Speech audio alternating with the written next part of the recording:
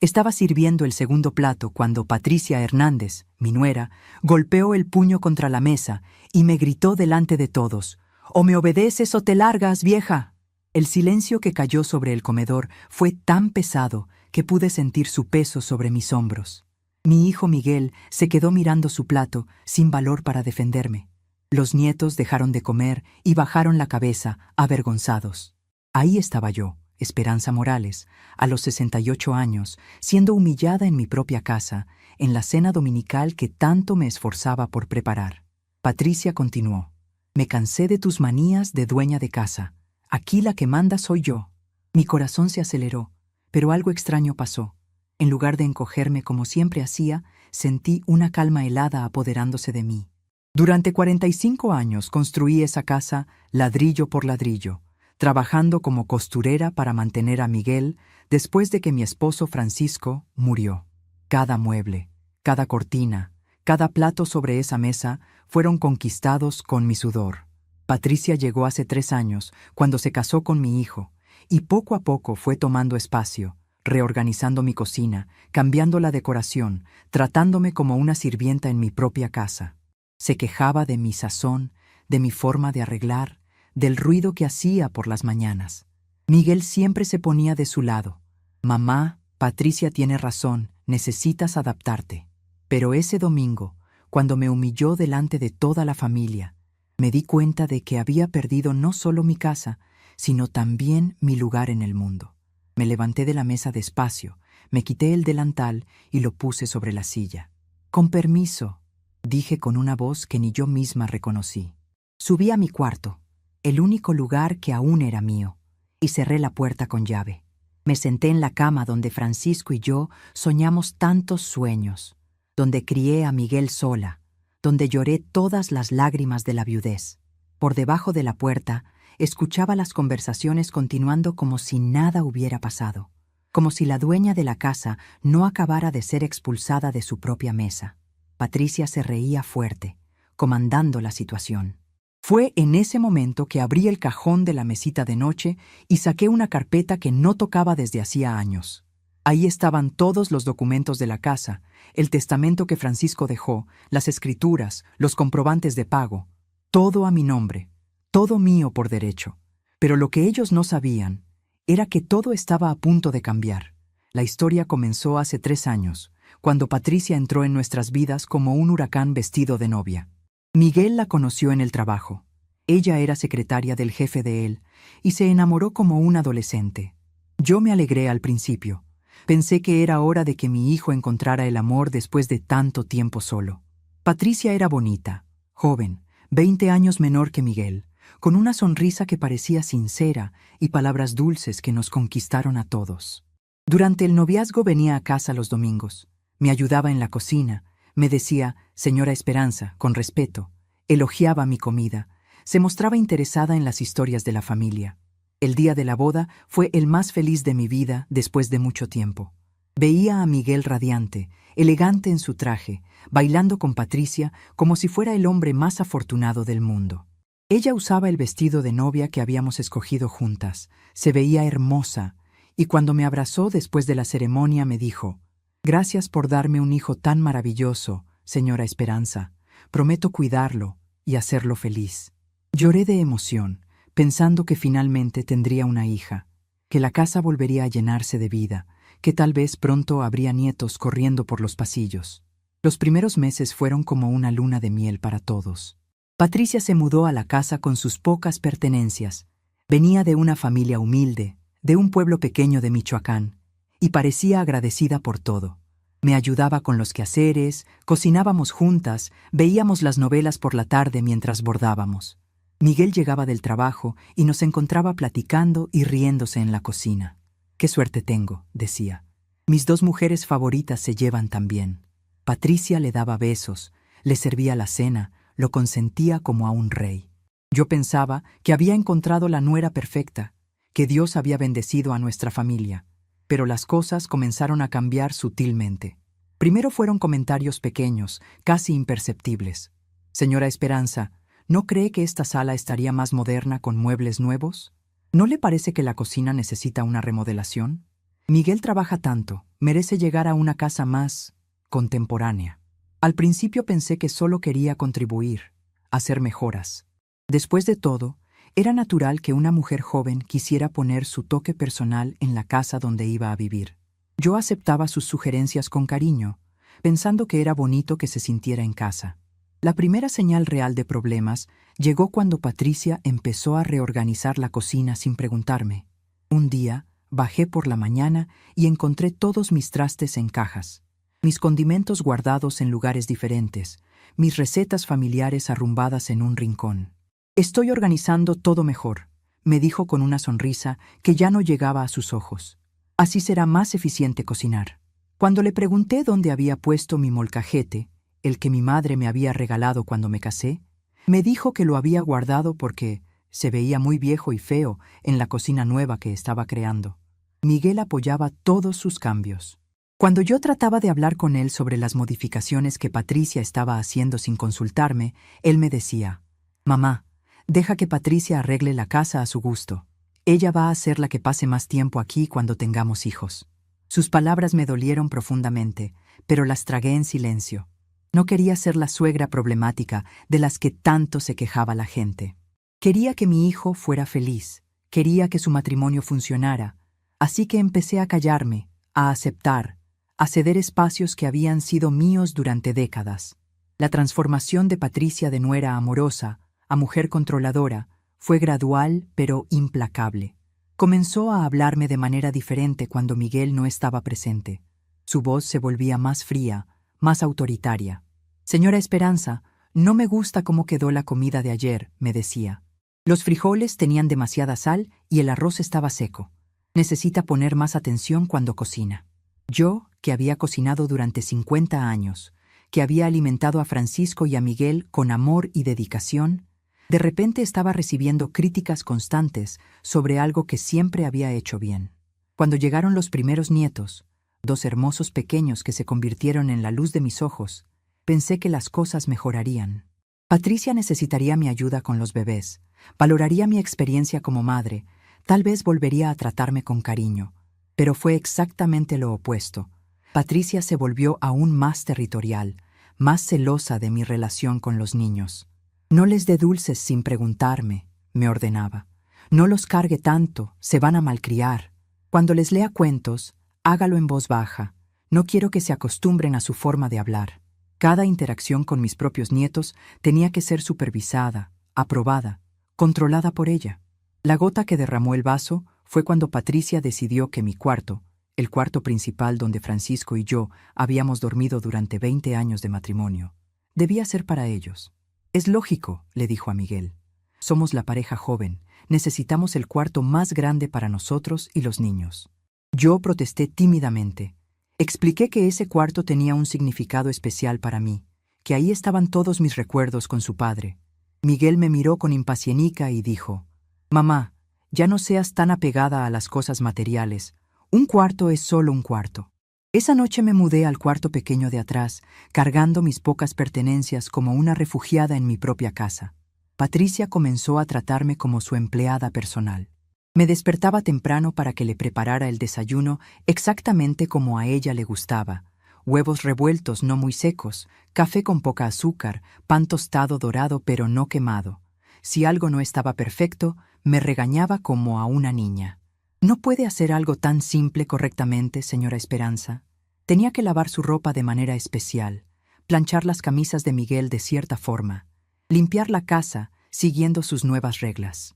La mujer que había trabajado toda su vida para construir esa casa ahora tenía que pedir permiso para usar su propia cocina.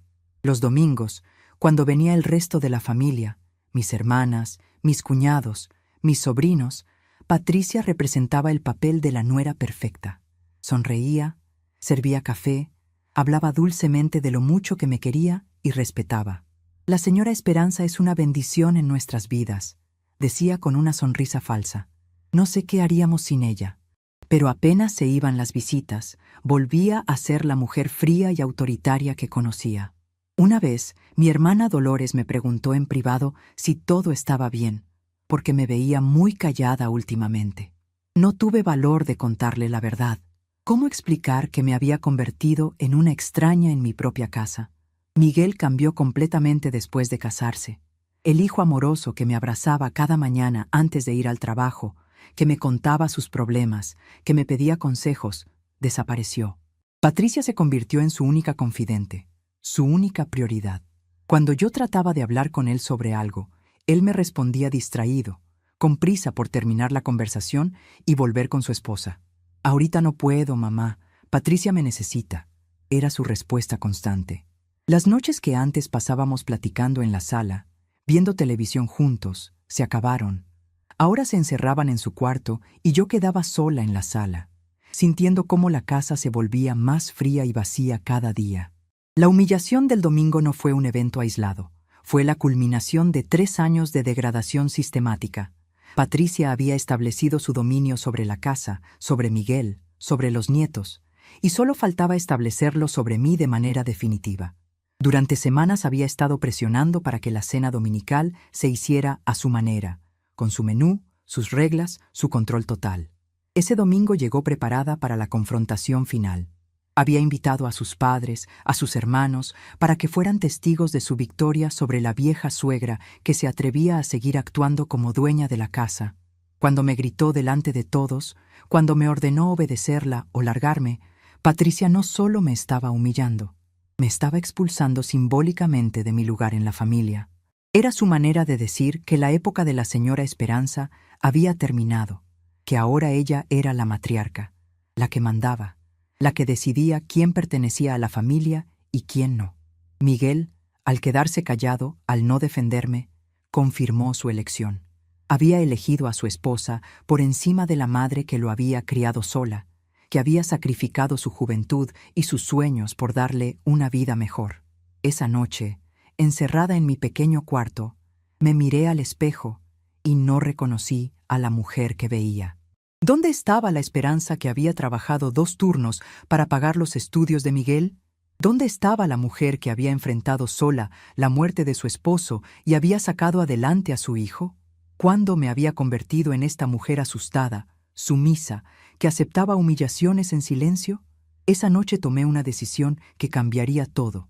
Ya no iba a ser la víctima de mi propia bondad. Ya no iba a permitir que me trataran como basura en la casa que yo había construido. Patricia quería guerra, y la iba a tener. Al día siguiente comenzaría mi transformación silenciosa, pero esa noche, por primera vez en 3 años, dormí en paz. Porque cuando uno toca fondo, solo queda un camino, hacia arriba. El lunes, Patricia me despertó a las 6 de la mañana golpeando la puerta. «Esperanza, el café está atrasado. Miguel necesita salir temprano». Bajé a la cocina como sonámbula. Preparé el café, arreglé la mesa, lavé los platos de la cena que nadie se molestó en lavar. Patricia se quedó vigilándome, criticando cada movimiento. «No es así como se corta el bolillo. Esa taza está mal lavada. Está muy lenta». Miguel tomó café en silencio, evitando mi mirada. Cuando salió al trabajo, Patricia se volteó hacia mí con una sonrisa cruel. «Ahora que establecí las reglas, espero que todo funcione perfectamente. Esta casa necesita una dueña de verdad». Seguí lavando los platos, pero mis manos temblaban de rabia contenida. ¿Cómo había llegado a este punto? ¿Cómo me había convertido en una extraña en mi propia casa? Recordé cuando Miguel era pequeño y me abrazaba diciendo: «Mami, cuando crezca voy a cuidarte para siempre». Recordé las noches que se enfermaba y yo pasaba madrugadas enteras al lado de su cama. Recordé cómo trabajé 2 turnos en la costura para pagar sus estudios, cómo vendí mis joyas para comprar los libros de la universidad, cómo ahorré cada centavo para que tuviera una vida mejor que la mía. Cuando Francisco murió, le prometí que cuidaría a nuestro hijo, y lo cuidé. Renuncié a mis sueños, a mis planes, a mi futuro. Nunca más salí con nadie, nunca más viajé, nunca más pensé en mí. Todo por Miguel. Y ahora estaba casado con una mujer que me trataba como basura, y él lo permitía. Patricia solo lo amaba por la casa, por la comodidad, por la estabilidad que yo construí. Ella ni sabía que Miguel lloraba escondido cuando el papá murió, ni sabía de las noches que tenía pesadillas y venía a dormir conmigo. Por la tarde, cuando estaba tendiendo ropa en el patio, escuché a Patricia hablando por teléfono con una amiga. Convencí a mi marido de poner a la suegra en su lugar. La vieja se creía dueña de la casa, pero ahora sabe quién manda aquí. Prontito voy a convencer a Miguel de meterla en un asilo. Así sí voy a tener mi casa en paz. Mis piernas flaquearon. Asilo de ancianos. Después de todo lo que hice, después de todos los sacrificios, ella quería internarme. Y lo peor, estaba convenciendo a mi propio hijo de hacerlo. Dejé que la ropa se cayera al piso y entré a la casa. Subí al cuarto y me encerré. Tomé una foto de Miguel niño, cuando me veía como si fuera la persona más importante del mundo. Ese niño había muerto. En su lugar creció un hombre débil, manipulado, que escogió a una mujer en lugar de la madre que dio la vida por él. Y en ese momento, algo dentro de mí finalmente se rompió.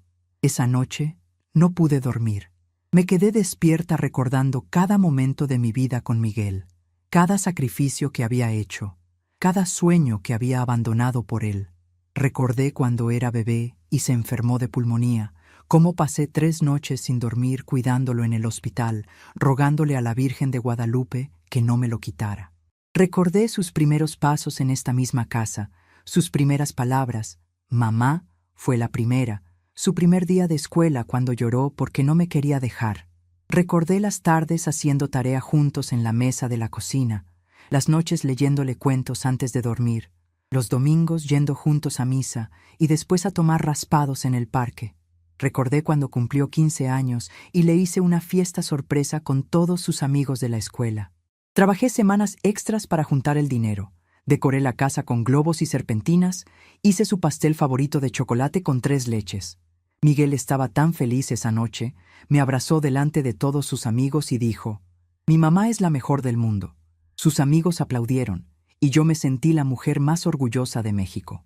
Ese niño que me veía con admiración, que confiaba en mí completamente, que me necesitaba. ¿Dónde se había ido? Recordé su graduación de la preparatoria, cuando subió al estrado a recibir su diploma y me buscó entre la multitud para sonreírme.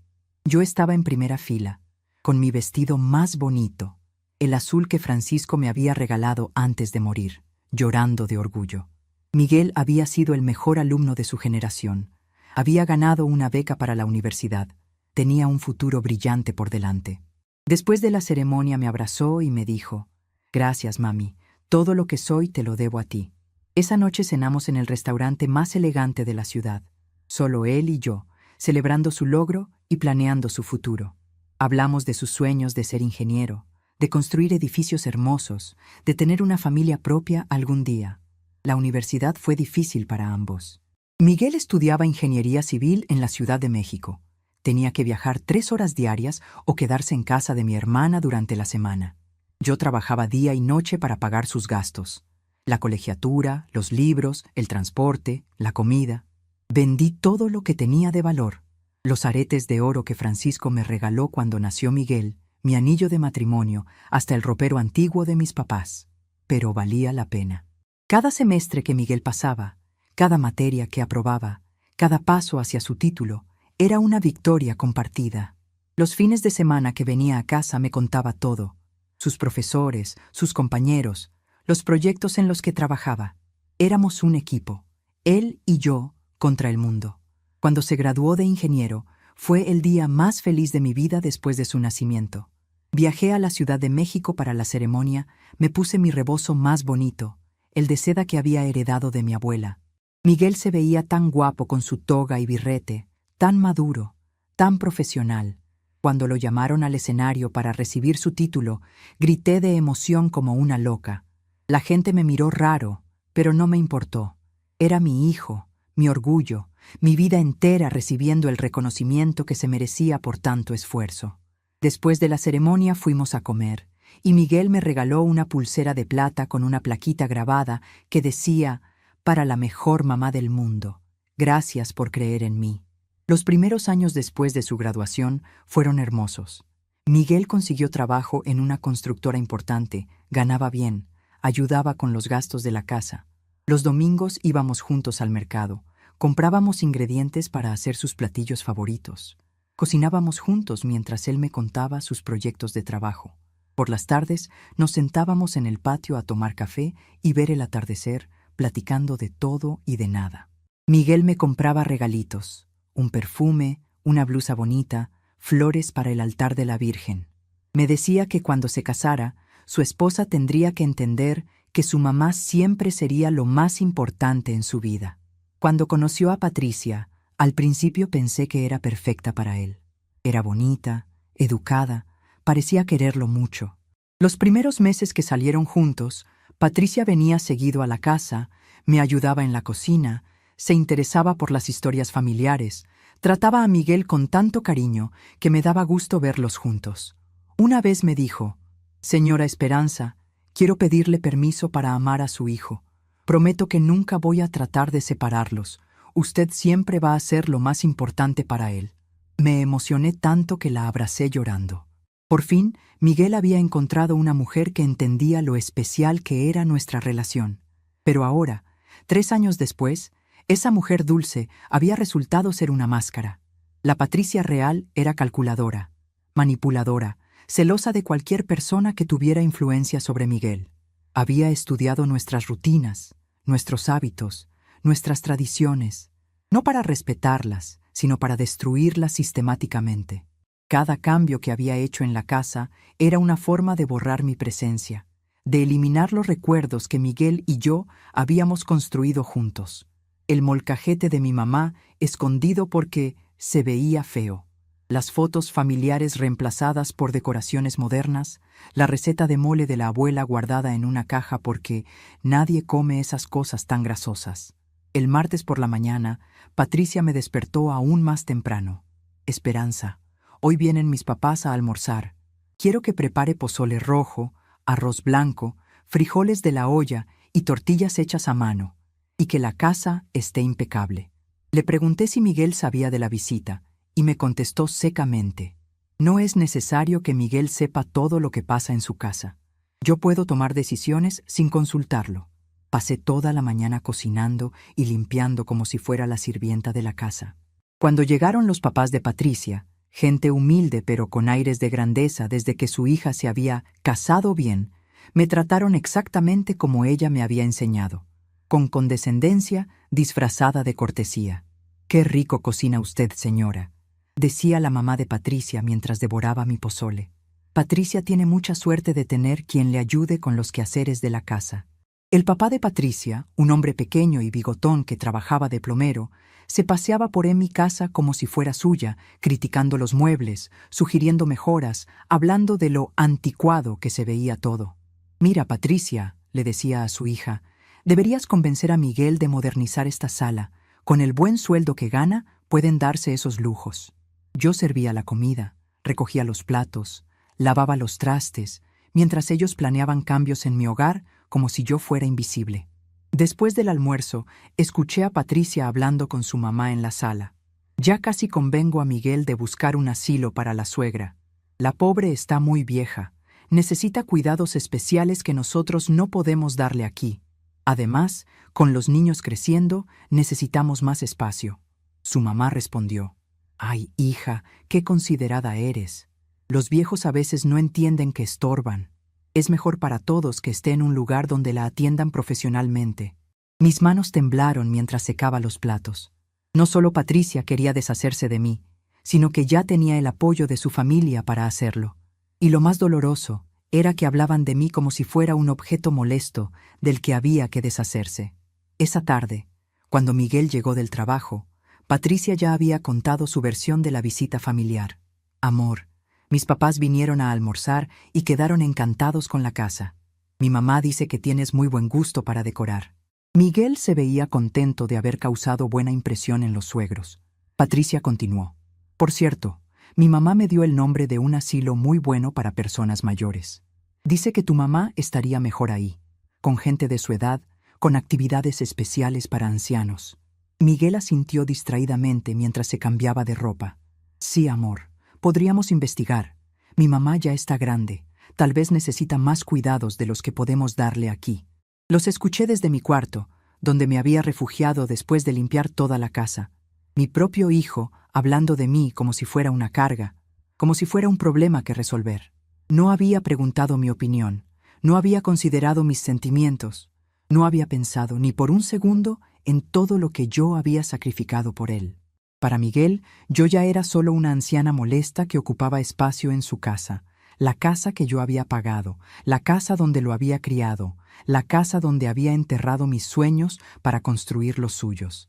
Esa noche no bajé a cenar. Patricia subió a buscarme. Esperanza, la cena está lista. Le dije que no tenía hambre. ¿Está enferma? ¿Necesita que llame al doctor? Su falsa preocupación me daba asco. Estoy bien, solo cansada. Patricia se quedó parada en la puerta unos segundos, como estudiándome. Bueno, si necesita algo, me dice. Pero en sus ojos vi algo diferente. Satisfacción. Estaba contenta de verme débil, quebrada, derrotada. Cada lágrima mía era una victoria para ella. El miércoles amaneció gris y lluvioso, como mi estado de ánimo. Me quedé en la cama hasta tarde, escuchando a Patricia quejándose de que no había desayuno listo. Miguel, tu mamá se está poniendo muy rara. Ayer no cenó, hoy no quiso levantarse. ¿No crees que deberíamos llevarla al doctor? Miguel subió a verme, tocó mi puerta suavemente. Mamá, ¿está bien? Patricia dice que no ha comido. Fingí estar dormida. No quería hablar con el extraño en que se había convertido mi hijo. Se quedó unos minutos parado ahí. Después bajó. Los escuché hablando en la cocina. Está durmiendo. Tal vez solo necesita descanso. Patricia respondió. O tal vez está empezando con demencia senil. Mi abuela empezó así, perdiendo las ganas de hacer las cosas normales. Demencia senil. Ahora no solo querían deshacerse de mí por molesta, sino que estaban inventando enfermedades para justificarlo. Patricia era más inteligente de lo que había pensado. No solo me estaba quitando mi lugar en la familia, sino que estaba construyendo una narrativa donde ella era la heroína sacrificada que cuidaba a una suegra enferma, y Miguel era el hijo sufrido que no tenía más opción que internar a su madre por su propio bien. Era una estrategia perfecta, quedar como los buenos de la historia mientras me enviaban a morir sola en un asilo. Por la tarde, cuando estaban en el trabajo y en la escuela, bajé a la cocina. La casa estaba en silencio. Solo se escuchaba el tic-tac del reloj que Francisco me había regalado en nuestro 5º aniversario. Me serví un café y me senté en la mesa donde tantas veces había desayunado con Miguel cuando era niño. Recordé las mañanas preparándole su lonche para la escuela, acomodando su torta favorita de frijoles con queso, su agua de Jamaica, una manzanita. Recordé cómo se despedía siempre con un beso y un «te amo, mami», antes de salir corriendo hacia el camión escolar. En esa mesa habíamos celebrado sus cumpleaños, sus buenas calificaciones, sus pequeños logros. En esa mesa habíamos llorado juntos cuando murió Francisco, abrazados, prometiéndonos que siempre nos tendríamos el uno al otro. En esa mesa habíamos planeado su futuro, sus estudios, sus sueños. Ahora esa misma mesa era testigo de mi humillación diaria, del lugar donde Patricia me daba órdenes como a una sirvienta, donde Miguel comía en silencio, evitando mis ojos. Me levanté y caminé por la casa que había sido mi mundo durante 45 años. En la sala estaba el sillón donde Francisco se sentaba a leer el periódico por las tardes, donde Miguel hacía tarea mientras yo cocinaba, donde habíamos visto miles de novelas y programas de televisión juntos. En el comedor estaba la mesa donde habíamos recibido a familiares y amigos, donde habíamos celebrado Navidades y cumpleaños, donde el domingo pasado Patricia me había humillado delante de todos. En mi antigua recámara, ahora de Patricia, estaba la cama donde Francisco y yo habíamos amado, donde había nacido Miguel, donde había pasado las mejores noches de mi vida. Cada rincón de esa casa tenía mi alma, mi historia, mi vida. Cada pared había sido testigo de mis alegrías y mis penas, de mis sueños y mis pesadillas. ¿Cómo podía Miguel siquiera considerar sacarme de ahí? ¿Cómo podía Patricia pretender que yo era la intrusa cuando ella había llegado apenas 3 años atrás? Pero entendí algo doloroso. Para ellos, yo ya era parte del pasado, un obstáculo para el futuro que querían construir juntos. Mi historia, mi sacrificio, mi amor, nada de eso importaba ya. Esa noche, cuando Miguel llegó del trabajo, noté que me evitaba más que nunca. No subió a saludarme como antes, no preguntó por mi día, no mostró ningún interés en saber cómo me sentía. Patricia había logrado convencerlo de que yo era un problema, una carga, una responsabilidad molesta de la que había que deshacerse. Mi propio hijo, la persona por la que había vivido 50 años, ya me veía como Patricia quería que me viera, como una vieja estorbosa que se negaba a entender que su tiempo había pasado. Pero ellos no sabían que la mujer que creían derrotada apenas estaba comenzando a despertar. Al día siguiente comenzaría a moverme en silencio, pero esa noche tomé la decisión más importante de mi vida. Ya no iba a ser víctima de mi propia bondad. Patricia quería jugar sucio, pues iba a conocer a una mujer que había sobrevivido a mucho más que una ñuera malcriada. El jueves por la mañana no bajé a hacer café. Me quedé en el cuarto, escuchando a Patricia gritar desde abajo: «¡Esperanza! ¡Esperanza! ¿Dónde está esta mujer?». Escuché a Miguel tratando de calmarla.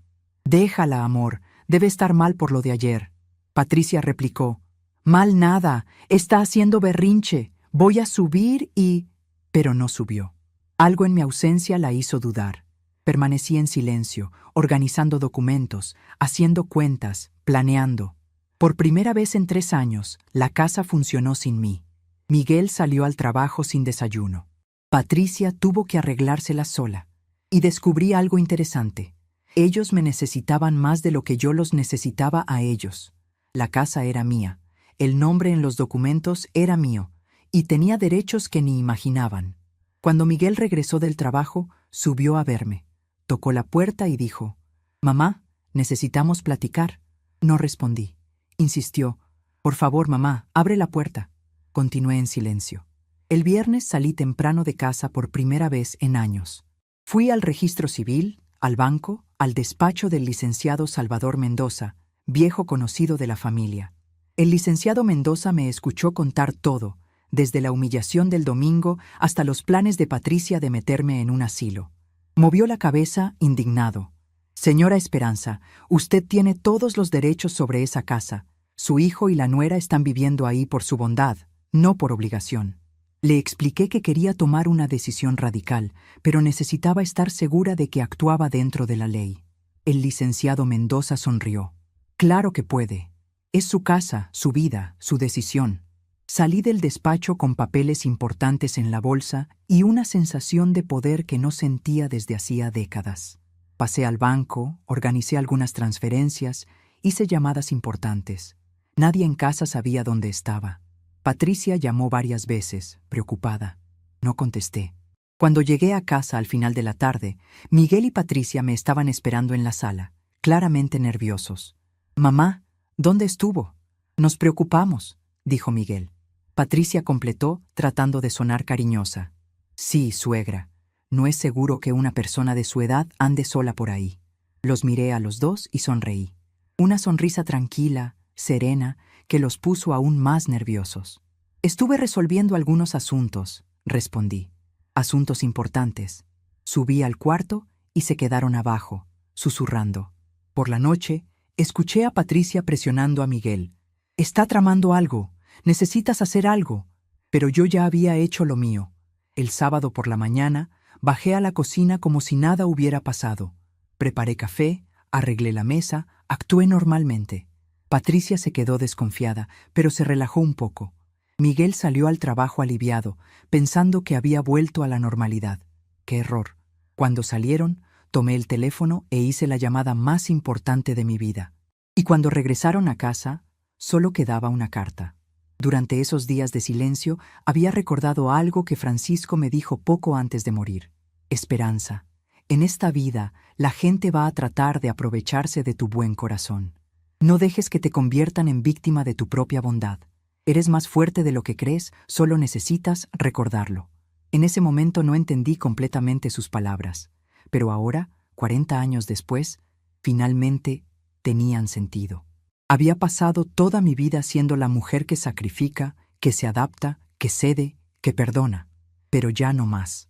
Patricia había despertado a una mujer que no conocía.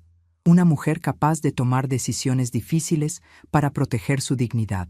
El proceso de mi transformación había comenzado el lunes, cuando decidí no levantarme temprano a servirles. Por primera vez en 3 años, Patricia tuvo que hacer su propio café. preparar el desayuno de Miguel, arreglar la mesa. La escuché maldiciendo en la cocina, quemando los huevos, derramando el café. Miguel bajó tarde al trabajo porque nadie le había preparado su lonche.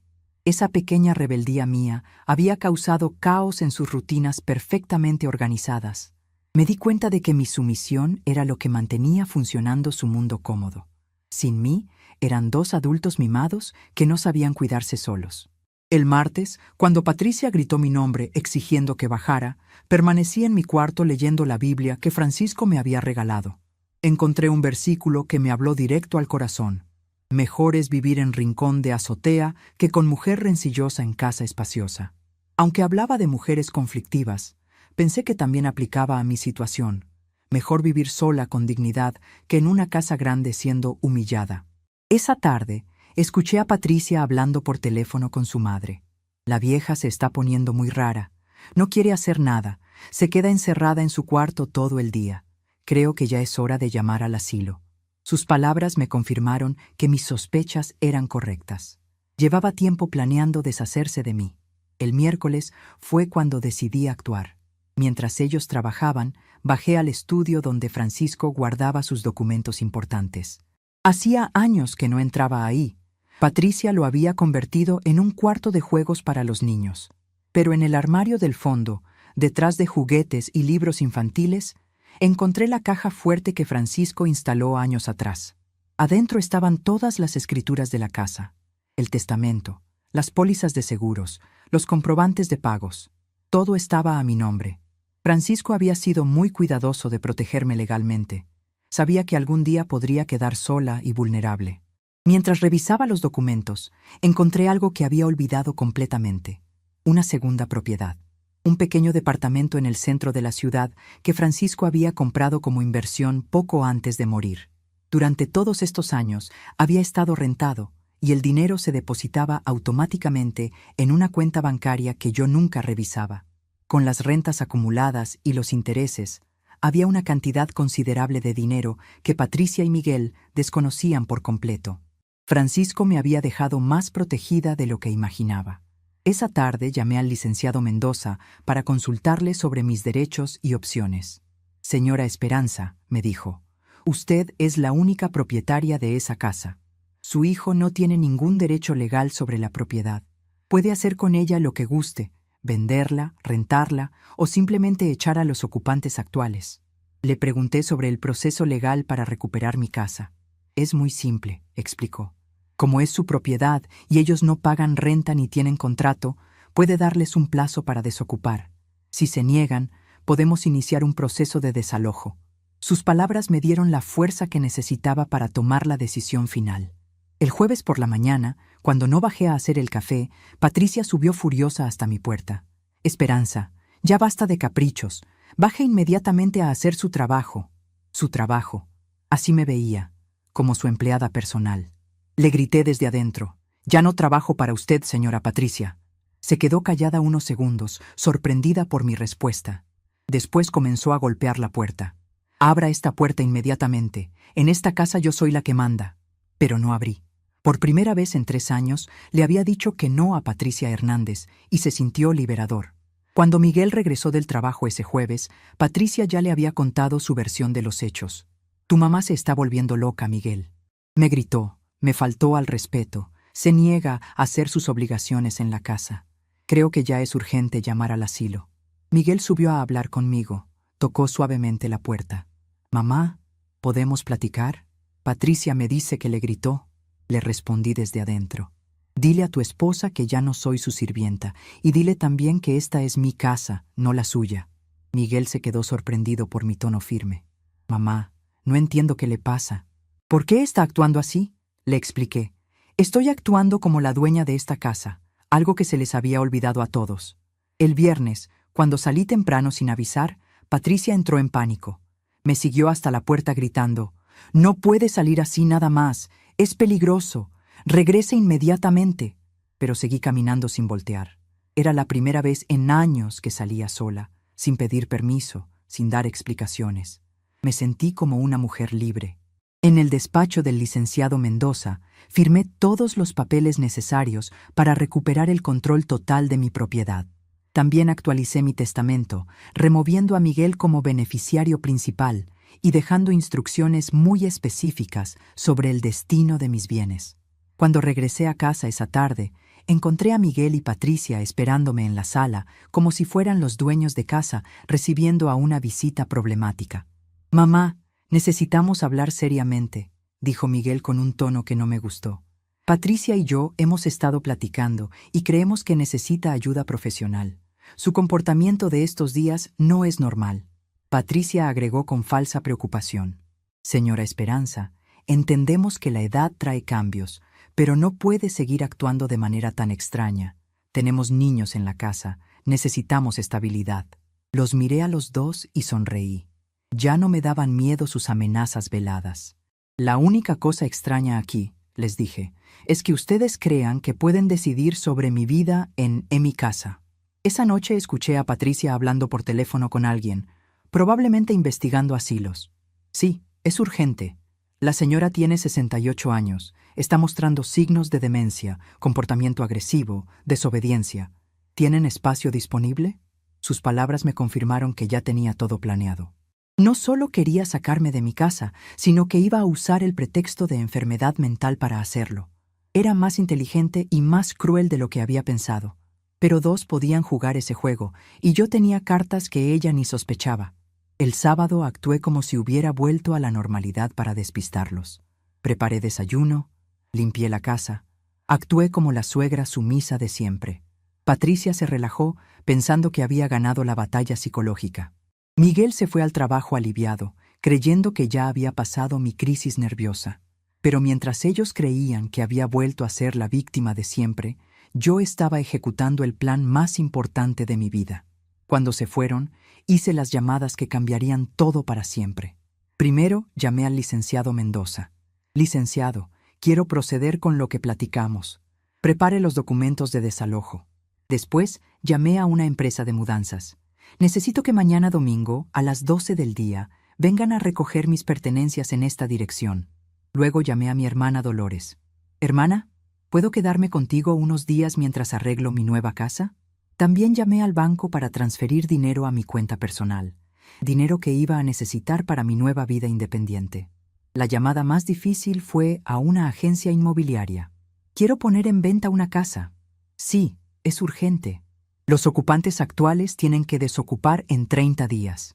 El agente me explicó que con el mercado actual, una casa como la mía se vendería rápidamente. «¿Está segura de esta decisión, señora? Una vez que firme el contrato de venta, no hay vuelta atrás». Le aseguré que nunca había estado más segura de algo en mi vida. Esa casa había dejado de ser mi hogar el día que permitieron que Patricia me humillara en ella. Ahora era solo una propiedad de la cual necesitaba deshacerme. Después de hacer todas las llamadas, me senté en mi pequeño cuarto y escribí la carta que dejaría sobre la mesa. Cada palabra la escribí con cuidado, pensando en el impacto que tendría cuando la leyeran. «Miguel y Patricia, me he mudado definitivamente. La casa está oficialmente en venta. El agente inmobiliario Ricardo Vargas se pondrá en contacto con ustedes. Tienen 30 días para encontrar otro lugar donde vivir. Con respeto, pero sin cariño, Esperanza Morales». Releí la carta varias veces, asegurándome de que el tono fuera firme pero legal, claro pero definitivo.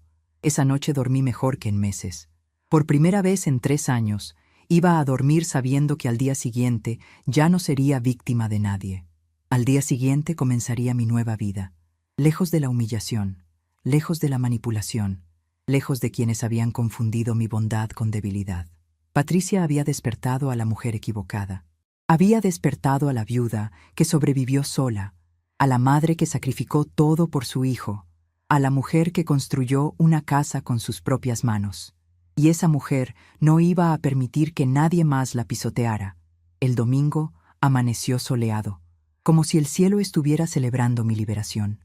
Me levanté temprano, empaqué mis pocas pertenencias importantes, las fotos de Francisco, algunas joyas, mi ropa favorita, y esperé a que llegara la empresa de mudanzas. A las 12 en punto, tal como había planeado, tocaron la puerta.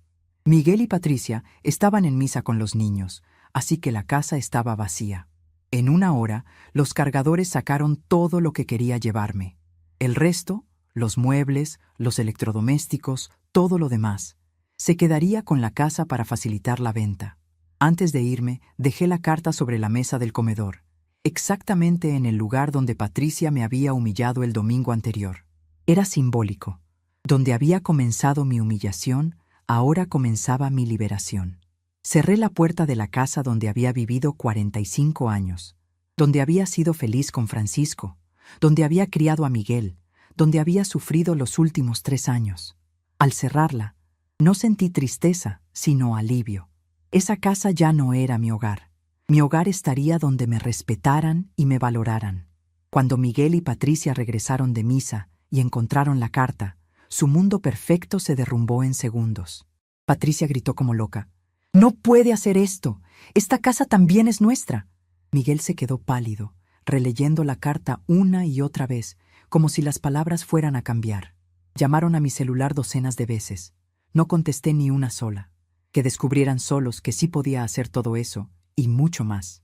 La guerra que Patricia había comenzado con su humillación del domingo acababa de terminar con mi victoria del domingo siguiente.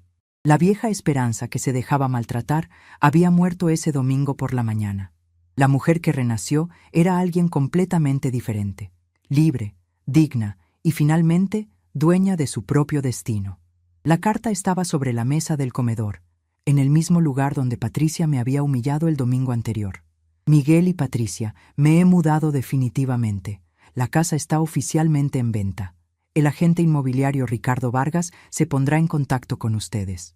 Tienen 30 días para encontrar otro lugar donde vivir. Esperanza Morales. Cuando llegaron y la leyeron, Patricia gritó: «¡No puede hacer esto! ¡Esta casa también es nuestra!». Miguel se quedó pálido, releyendo la carta varias veces. Me llamaron al celular decenas de veces. No contesté. Que descubrieran solos que sí podía hacer aquello. La casa estaba a mi nombre. Yo era la única propietaria y tenía derecho legal de venderla cuando quisiera. El lunes, el agente Ricardo Vargas llegó con una familia interesada. Patricia trató de impedir la visita, pero el licenciado Mendoza llegó con una orden judicial.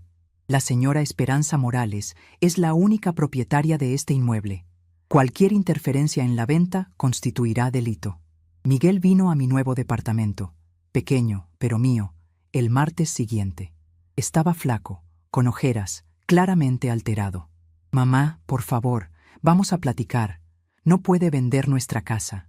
Lo miré con calma y le dije: «No es nuestra casa, Miguel. Nunca lo fue. Es mi casa. Yo la construí, yo la pagué, yo la mantuve. Ustedes eran mis invitados». Trató de argumentar: «Pero mamá, soy su hijo. Tengo derecho». Sonreí tristemente. Hijo que deja que la esposa humille a la madre delante de la familia no tiene derecho a nada. Hijo que planea meter a la madre en un asilo perdió el derecho de llamarse hijo. Miguel se quedó impactado. ¿Cómo supo? Le expliqué que había escuchado todo, que sabía de sus planes. Patricia se casó contigo por la casa, Miguel, y tú la escogiste a ella en lugar de mí. Ahora vivan con las consecuencias.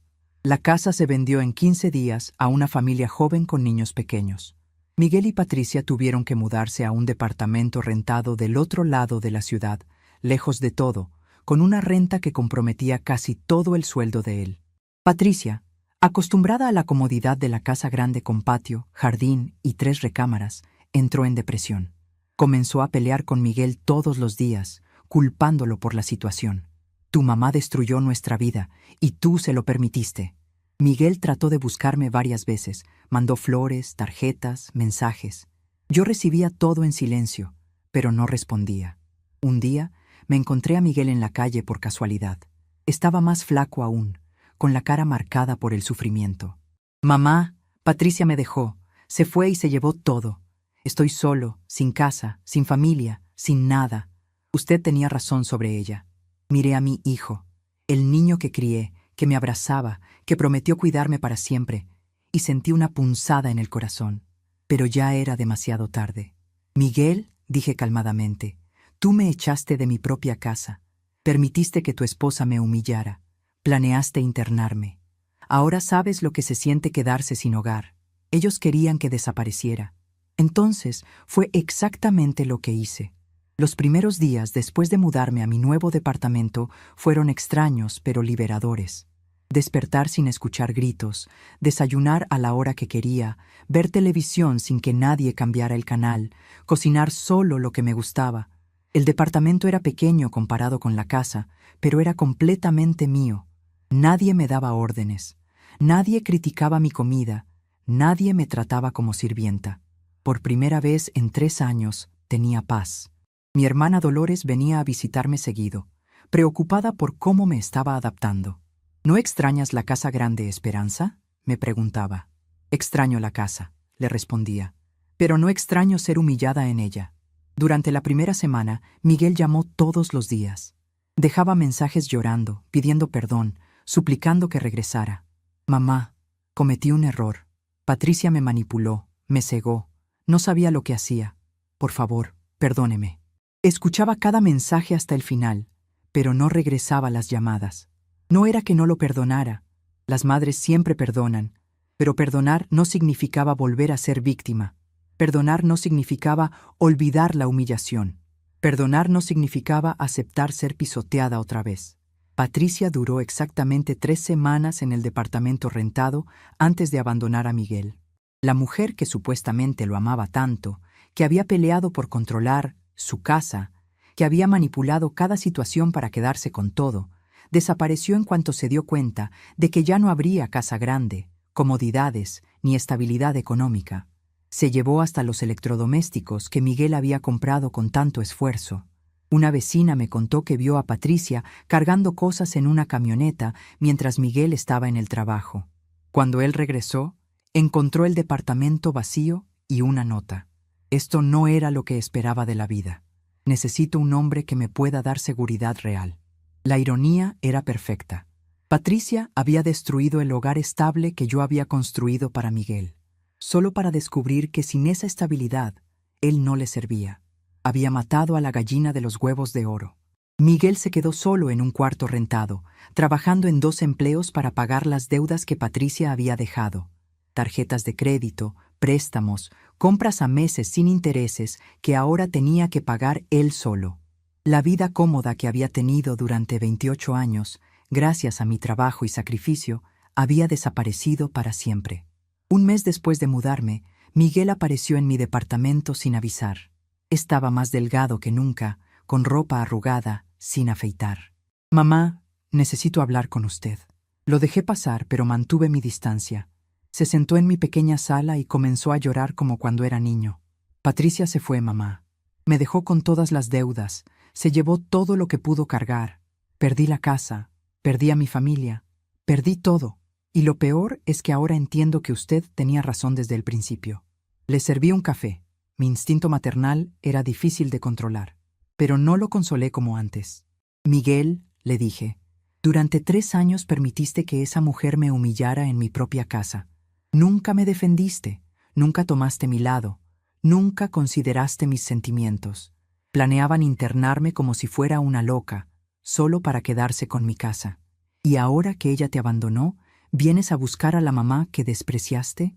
Miguel bajó la cabeza, avergonzado. «Sé que cometí errores terribles, mamá, pero usted es mi madre, la única familia que me queda. ¿No puede perdonarme?»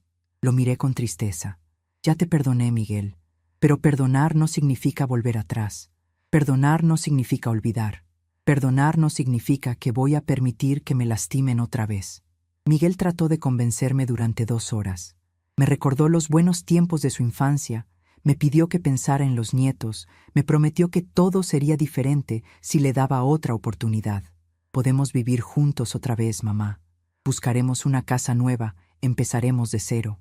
Ya aprendí mi lección, pero yo también había aprendido la mía. «Miguel, hijo, tuviste 28 años para aprender a valorarme.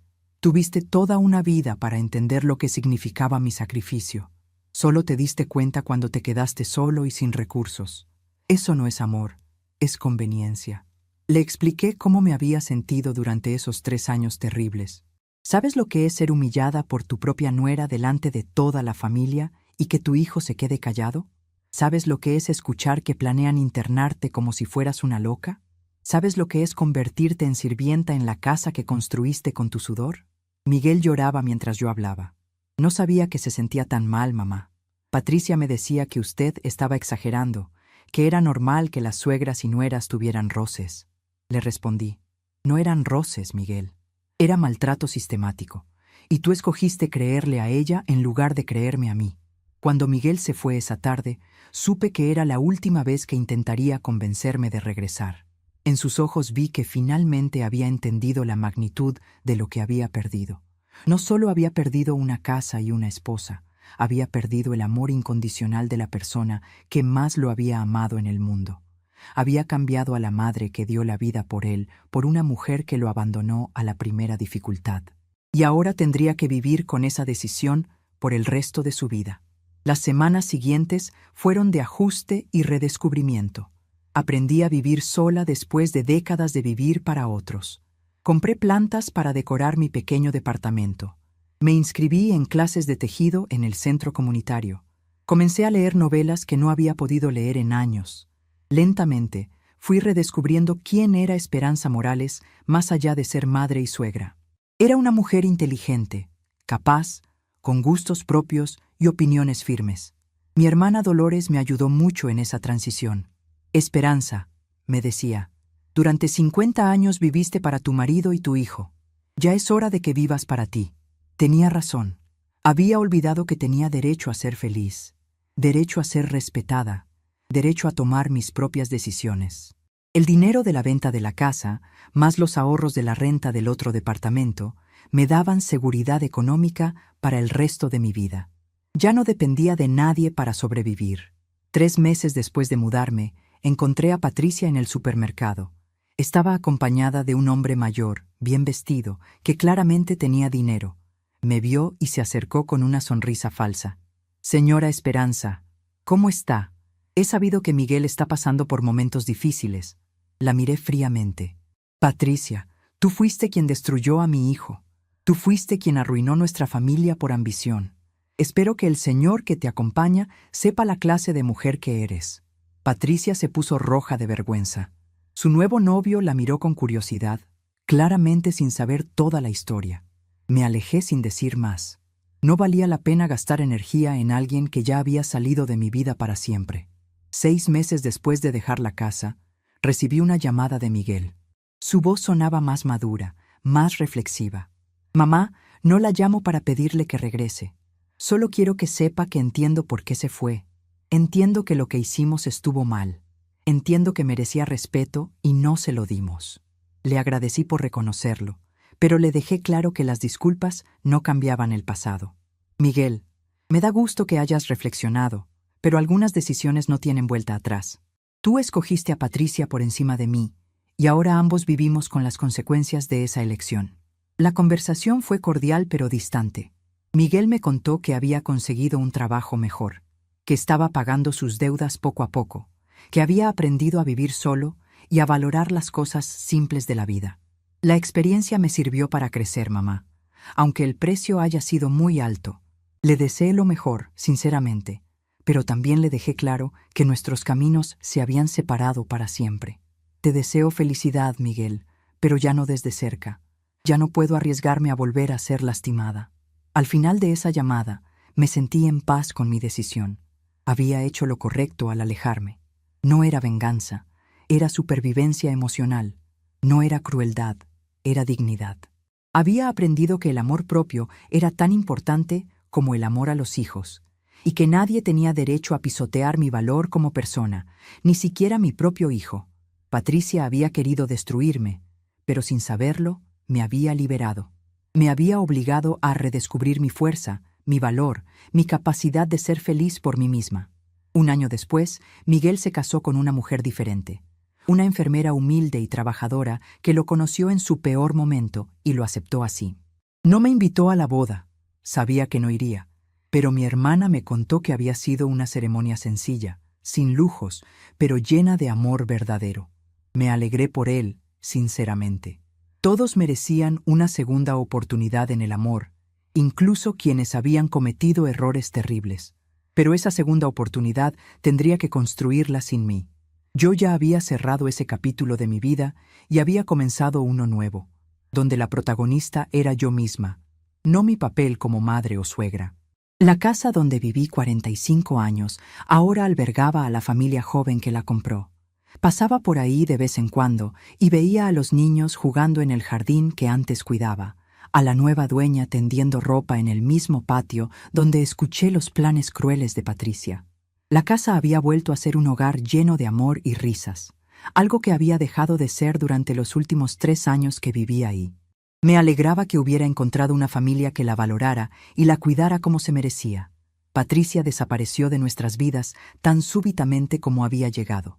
Se casó con el hombre mayor que conocí en el supermercado, un viudo rico que le daba la vida cómoda que siempre había buscado.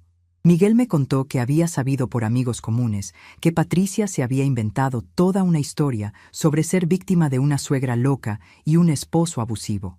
Siempre había sido experta en manipular la verdad a su favor. Pero ya no era mi problema. Había salido de mi vida para siempre, y con ella se había llevado también al hijo que yo conocía. El Miguel que había criado con tanto amor había muerto el día que permitió que Patricia me humillara. El hombre que quedó era un extraño que compartía mi sangre, pero no mis valores. Había intentado rescatar a ese hijo perdido, pero había aprendido que no se puede salvar a quien no quiere ser salvado. A veces, la lección más dolorosa que debe aprender una madre es cuando soltar las manos y dejar que sus hijos enfrenten las consecuencias de sus decisiones, aunque esas consecuencias los destruyan. Esa noche, un año después de haber dejado la casa, me senté en mi pequeño balcón a ver el atardecer. Tenía mi café favorito, mi novela en las manos y el silencio que tanto había añorado. No había gritos, no había órdenes, no había humillaciones, solo paz. Pensé en Francisco y le agradecí mentalmente por haberme dejado los recursos legales y económicos para defenderme. Pensé en mis padres y les agradecí por haberme enseñado que el respeto se gana, pero también se exige. Y pensé en mí misma, en la mujer fuerte que había redescubierto después de años de olvido. La transformación estaba completa. La víctima había muerto, y en su lugar había nacido una mujer libre, digna, y finalmente dueña de su propio destino. Patricia había creído que me destruiría, pero sin saberlo me había salvado. 2 años después, despierto todas las mañanas en mi departamento pequeño y silencioso, sin gritos, sin órdenes, sin humillaciones.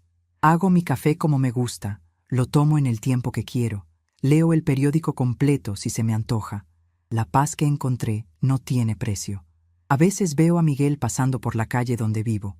Descubrió mi dirección, pero nunca tiene valor de subir. Se para en la banqueta, mira hacia mi ventana, se queda unos minutos parado ahí, después se va. Patricia realmente lo abandonó cuando descubrió que ya no habría casa grande, patio, comodidad. Se casó con otro hombre en menos de 6 meses, alguien que tiene patrimonio propio. Miguel vive solo en un cuarto rentado. Trabaja en 2 empleos para pagar las cuentas. A veces siento una punzada de lástima. Al final, sigue siendo mi hijo. Pero entonces recuerdo la humillación que pasé, las lágrimas que lloré, los planes de internarme, y el dolor se va. Tengo una rutina sencilla ahora. Despierto, tomo café, hago algunas costuras para clientas especiales, almuerzo viendo mi novela, duermo siesta por la tarde. 3 veces por semana voy a la biblioteca, donde me inscribí en un grupo de lectura para personas de la tercera edad. Conocí a Carmen Jiménez, viuda como yo, que también tuvo problemas con nuera.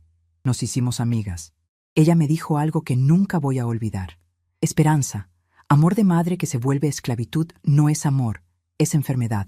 Tú te curaste. Es verdad.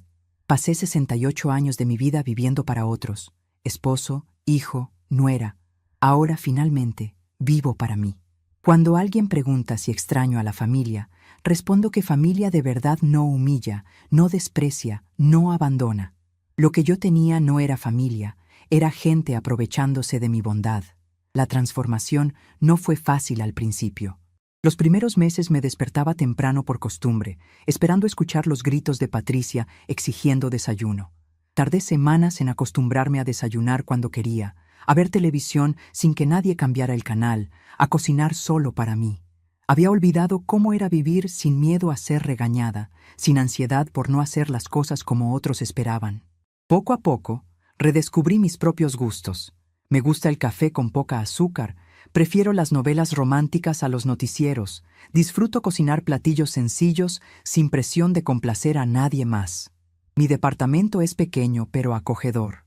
Decoré cada rincón a mi gusto, sin que nadie opinara que algo se veía feo o anticuado. Puse las fotos de Francisco en la sala, el molcajete de mi mamá en la cocina, las plantas que siempre quise tener, pero Patricia decía que ensuciaban la casa. Cada objeto tiene un lugar especial. Cada mueble fue escogido por mí, para mí. Es la primera vez en décadas que vivo en un espacio que realmente me pertenece, donde nadie puede decirme qué hacer o cómo vivir. Carmen se convirtió en una amiga invaluable durante esta transición. Su historia era similar a la mía. Hijo manipulado por esposa controladora, años de humillaciones silenciosas, hasta que un día decidió irse y no volver. Al principio me sentía culpable. Me contó durante una de nuestras tardes de café. Pensaba que era mi deber aguantar todo por ser madre. Pero después entendí que el sacrificio tiene límites, que el amor propio también importa. Sus palabras me ayudaron a procesar mis propios sentimientos, a entender que no era mala madre por haber puesto límites, que era una mujer valiente por haber escogido su dignidad. Los domingos son mis días favoritos. Antes eran días de estrés. Preparar comidas enormes, limpiar toda la casa, aguantar las críticas de Patricia, ver cómo Miguel me ignoraba. Ahora los domingos son para mí. Voy a misa temprano, después camino por el parque, compro flores frescas para mi departamento, leo bajo la sombra de un árbol. A veces Carmen y yo vamos al cine o a visitar el mercado de artesanías. Son domingos llenos de pequeños placeres, sin dramas, sin tensiones, sin tener que complacer a nadie más que a mí misma. Ayer Miguel intentó llamarme de nuevo. Dejó un mensaje llorando, pidiendo perdón, diciendo que entendió todo, que Patricia lo manipuló, que quiere tenerme de vuelta en su vida. Escuché el mensaje completo y lo borré. No es que no lo perdone. Las madres siempre perdonan. Pero perdonar no significa regresar. Perdonar no significa olvidar. Perdonar no significa aceptar ser humillada otra vez. Miguel tuvo su oportunidad de escoger entre la madre y la esposa. Escogió. Ahora vive con esa decisión. Cerré el cajón donde guardo las fotos viejas, me sonreí en el espejo y salí a mi caminata de la tarde. En la calle, una vecina me saludó. «Buenas tardes, señora Esperanza. ¿Cómo está?», respondí con una sonrisa verdadera. Estoy libre. El proceso de sanación emocional tomó tiempo. Durante meses tuve pesadillas donde Patricia me gritaba, donde Miguel me ignoraba, donde volvía a ser la mujer humillada que fui durante 3 años. Despertar de esas pesadillas y recordar que estaba segura en mi propio espacio era un alivio indescriptible. Gradualmente, las pesadillas se fueron espaciando hasta desaparecer completamente. En su lugar llegaron sueños apacibles, donde caminaba por jardines llenos de flores, donde Francisco me abrazaba y me decía que estaba orgulloso de mi valentía. Aprendí a llenar mis días con actividades que me daban placer. Me inscribí en clases de bordado en el centro comunitario, donde conocí a otras mujeres de mi edad con historias similares. Descubrí que no era la única que había sufrido maltrato de nueras controladoras, que no era la única que había sido ignorada por hijos ingratos. Escuchar estas historias me ayudó a entender que mi experiencia era más común de lo que pensaba, pero también que mi decisión de irme había sido más valiente que la de muchas otras que se quedaron aguantando por el bien de la familia. En las clases de bordado conocí a Refugio, una mujer de 75 años cuya nuera la había corrido de su casa después de que enviudó. Me dijeron que ya no tenía para qué estar ahí, que estorbaba en su matrimonio. Me contó mientras bordábamos flores en un mantel. Me fui a vivir con mi hermana y fue la mejor decisión de mi vida. Descubrí que podía ser feliz sin depender de hijos ingratos. Su fortaleza me inspiró a seguir adelante en los momentos difíciles, cuando la soledad me pesaba y extrañaba tener familia cerca. También conocí a Luz Helena, cuya historia tenía un final diferente. Su nuera también había tratado de controlar su casa y su relación con su hijo, pero cuando ella puso límites firmes desde el principio, el hijo la defendió y la nuera tuvo que adaptarse. La clave, me explicó, fue no permitir nunca el primer abuso. En cuanto mi nuera trató de faltarme el respeto, hablé con mi hijo y le dejé claro que no lo iba a permitir. Él escogió defenderse a mí y su esposa entendió que conmigo no iba a poder. Su historia me hizo reflexionar sobre cómo las cosas podrían haber sido diferentes si yo hubiera puesto límites más temprano, pero también me confirmó que Miguel había hecho su elección consciente. Los fines de semana me gusta caminar por el centro histórico de la ciudad. Veo las parejas jóvenes paseando tomadas de la mano, las familias con niños corriendo en las plazas, los abuelos jugando con sus nietos. A veces siento una punzada de melancolía pensando en los nietos que ya no veo, en las celebraciones familiares de las que ya no formo parte. Pero luego recuerdo el precio que tenía que pagar por esas cosas, la humillación constante, el irrespeto, la pérdida de mi dignidad, y la melancolía se convierte en alivio. Prefiero estar sola con respeto a estar acompañada con desprecio. Mi hermana Dolores viene a visitarme cada 15 días. Al principio estaba preocupada por mi decisión. Pensaba que era demasiado drástica, que debería darle otra oportunidad a Miguel. Es tu único hijo, Esperanza. La familia es lo más importante. Pero con el tiempo ha visto cómo he florecido en mi nueva vida, cómo he recuperado la alegría que había perdido, cómo ya no vivo con esa tensión constante que me caracterizaba durante los años con Patricia. Te ves más joven, me dice ahora. Te ves en paz. Tiene razón. Liberarme de la toxicidad familiar me quitó años de encima. A veces me preguntan si no me siento culpable por haberle quitado la casa a Miguel. La respuesta es simple. No le quité nada que fuera suyo. La casa era mía, la pagué yo, la mantuve yo. Tenía todo el derecho legal y moral de hacer con ella lo que quisiera. Miguel vivía ahí por mi generosidad, no por derecho propio. Cuando esa generosidad se convirtió en abuso, tenía todo el derecho de retirarla. No fue venganza, fue justicia. No fue crueldad, fue defensa propia. Cualquier madre que viera a su hijo permitir que la humillen, haría lo mismo si tuviera los medios para hacerlo. El dinero de la venta de la casa, más los ahorros de la renta del departamento que Francisco me dejó, me dieron seguridad económica para el resto de mi vida. No dependo de nadie para sobrevivir. No tengo que aguantar maltratos por necesidad. No tengo que quedarme callada por miedo a quedar desamparada. Esta independencia económica fue clave para mi liberación emocional. Sin ella, tal vez habría aguantado más años de humillaciones porque no habría tenido alternativa. Francisco, sin saberlo, me dio las herramientas para defenderme décadas después de su muerte. Me han llegado noticias de Patricia a través de conocidos comunes. Se casó con el hombre mayor que conocí en el supermercado, un viudo rico que le da la vida lujosa que siempre buscó. Viven en una mansión en las afueras de la ciudad. Viajan constantemente. Ella usa joyas caras y ropa de diseñador. Consiguió exactamente lo que quería. Un hombre que la mantenga sin que tenga que trabajar. La diferencia es que este esposo no tiene hijos que puedan interferir con sus planes. No tiene una suegra que defender. No tiene historia familiar que respetar. Patricia puede ser la reina de su castillo sin competencia. No siento resentimiento hacia ella. Al contrario, casi le agradezco por haberme mostrado quién era realmente mi hijo.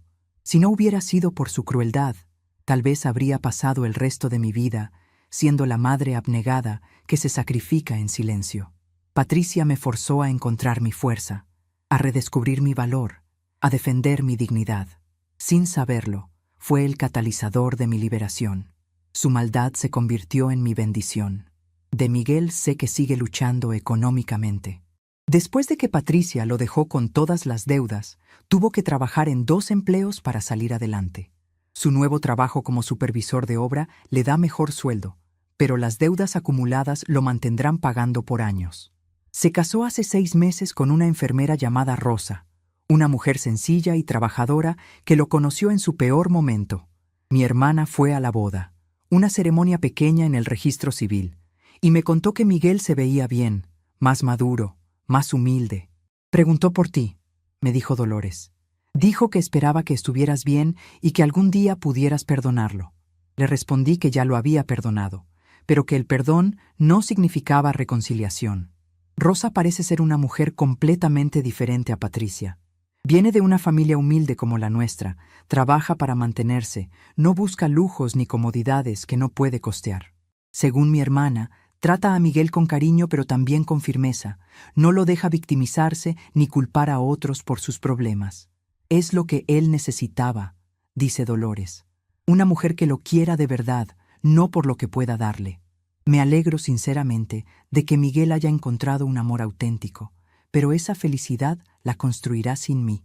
Yo ya cerré ese capítulo de mi vida. Los nietos crecieron sin conocer realmente a su abuela. Los veo ocasionalmente cuando van con Rosa a hacer compras cerca de mi casa. Son niños educados, bien portados, que claramente están siendo criados con amor y disciplina. A veces me reconocen y me saludan tímidamente, pero no hay esa conexión especial que solíamos tener. Patricia se encargó de alejarlos de mí durante los años más importantes de su desarrollo, y ahora somos prácticamente extraños. No los culpo, eran demasiado pequeños para entender la situación, pero su pérdida fue una de las consecuencias más dolorosas de mi decisión. Aún así, no me arrepiento. Los nietos criados en un ambiente donde se humillaba a su abuela habrían aprendido que esa falta de respeto era normal. Alejarme también los protegió de crecer pensando que maltratar a los mayores era aceptable. Tal vez algún día, cuando sean adultos y entiendan mejor la situación, busquen la verdad sobre lo que realmente pasó. Tal vez Miguel les cuente cómo sus decisiones destruyeron a la familia. O tal vez nunca sepan toda la historia. En cualquier caso, ya no es mi responsabilidad. Las tardes son mi momento favorito del día. Me siento en mi pequeño balcón con una taza de té y observo el atardecer pintando el cielo de colores hermosos. No hay prisa, no hay presión, no hay nadie exigiéndome que haga algo más. Es un lujo que no había tenido en décadas. Tiempo para pensar, para reflexionar, para simplemente existir. En esos momentos de silencio, a veces le hablo a Francisco mentalmente, le cuento sobre mi nueva vida, le agradezco por haber sido un hombre que me respetó y me valoró durante nuestro matrimonio. Francisco, le digo al cielo, tardé en entender tu último consejo, pero finalmente lo seguí. Ya no soy víctima de mi propia bondad. Encontré la fuerza que tú sabías que tenía. Siento que él estaría orgulloso de ver cómo enfrenté la situación, cómo defendí mi dignidad, cómo construí una nueva vida a los 68 años. No fue fácil empezar de cero a esta edad, pero fue necesario. Fue la única manera de recuperar mi autoestima y mi paz interior. Anoche tuve un sueño hermoso. Estaba en un jardín lleno de flores, caminando tranquila bajo un sol suave. Francisco estaba ahí, joven y sonriente como cuando nos casamos. ¿Eres feliz, Esperanza?, me preguntó. Soy libre, le respondí. Y por primera vez en años, eso es lo mismo que ser feliz. Él me abrazó y me dijo, entonces valió la pena todo el dolor. Desperté con una sensación de paz total, sabiendo que había tomado las decisiones correctas. Esta mañana, mientras tomaba mi café y veía las noticias, escuché una nota sobre violencia doméstica contra adultos mayores. La reportera entrevistaba a una psicóloga que explicaba cómo muchas veces el maltrato viene de los propios familiares, cómo los hijos o nueras pueden ser abusivos con los padres ancianos, cómo muchas víctimas no denuncian por vergüenza o por miedo a quedarse solos. Me reconocí en esa descripción y me sentí orgullosa de haber sido lo suficientemente valiente para romper el ciclo de abuso antes de que fuera demasiado tarde. El sol entra por mi ventana, iluminando mi pequeña sala, donde tengo mis libros favoritos, mis plantas bien cuidadas, mi rincón de costura organizado exactamente como me gusta. Este espacio es completamente mío, diseñado por mí y para mí. Nadie puede entrar aquí a gritar, a exigir, a humillar. Es mi refugio, mi santuario, mi hogar verdadero. A los 68 años, aprendí que la familia no siempre está formada por la sangre, que el hogar no siempre es donde naciste, que la felicidad a veces requiere alejarse de quienes más amas. Hoy es domingo otra vez. Hace exactamente 2 años que Patricia me humilló en aquella mesa. Hace 2 años que tomé la decisión de cambiar mi vida para siempre. Voy a celebrar este aniversario de mi liberación yendo a misa, comprando flores frescas para mi altar de la Virgen y cocinando mi platillo favorito solo para mí. Ya no cocino para complacer a otros. Ya no sirvo a quien no me valora. Ya no acepto migajas de cariño de quienes deberían amarme incondicionalmente. A veces, el mayor comienzo es el silencio que uno escoge mantener. Estamos curiosos para saber hasta dónde esta historia llegó. ¿De dónde nos estás viendo? Comenta abajo.